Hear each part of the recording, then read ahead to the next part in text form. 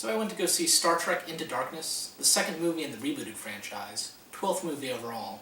And you know that whole even-numbered Treks don't suck rule?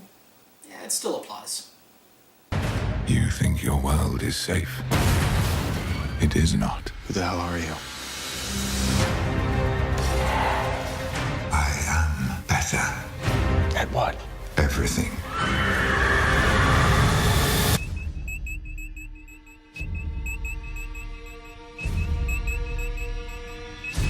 Shall we begin?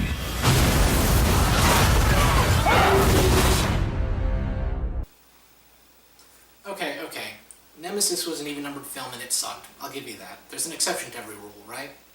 So, two things. First off, I'm a Trek fan. Not a Trekkie by any stretch, but I enjoy the series. I've seen most of the original seasons, and then Next Generation, and then all of the movies and Deep Space Nine. Not a ton since then, but... So, I'm a fan. I enjoy the show. That's where I'm coming from here.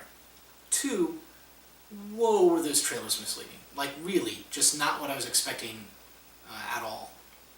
Now, I was expecting, given those trailers, something more along the lines of the first of the remakes. So, sort of big, dumb action movie with lots of well-done action sequences with a little bit of plot and exposition crammed into the crevices in between the giant set pieces, give you a reason to go from one to the other to the other. Kind of fun, but nothing really there. Trek Light at the extreme, if you will. Now, what you got was, okay, it was still Trek Light, but the writers and Abrams did a really good job of kind of grounding it a little bit more in the series, and they spent a lot more time with the characters, and we got to know it. It's more along the lines of the recent Marvel films, if you will. So, action at the beginning, at the end, a couple action set pieces in the middle, but most of your time is really spent with the characters. And that's to this film's credit. I enjoyed it much more because of that. I kind of want a reason to root for the good guys against the bad guys. I need it. Otherwise, I just leave the movie going, wow, those were special effects, weren't they? Now, so this movie does a good job of throwing in a bunch of nods to old school Trek, and really the whole thing is a giant wink and a nod to Star Trek II: The Wrath of Khan. So they throw in bits about the mud incident, and there's tribbles, and there's references to old Trek characters all over the place. Granted, I had to look them up on the internet when I got home, but they're definitely there. And, the villain, okay, it's a very, very poorly kept secret, but the big villain is Khan, played by Benedict Cumberbatch. And he does a good job, but unfortunately, he's not really left with a lot. It does the whole sort of thing like with Iron Man 3, where they shift the focus to a different villain for a good portion. It's not a complete... They don't do it like Iron Man 3. But a lot of the focus is shifted off Khan for a good portion of the film. And so Benedict doesn't really have quite a lot of screen time to really work with and develop that kind of menacing, real, true adversary that Khan was in the series and the movie. But, the movie didn't really hurt because of that like Iron Man 3 did. I suppose a little bit, but it was still enjoyable regardless. There was also Peter Weller, and I always like Peter Weller. Buckaroo Banzai, RoboCop movies, even when he's in bad movies, he's always fun. And, there was a lot more of him than I was expecting, so cool, right?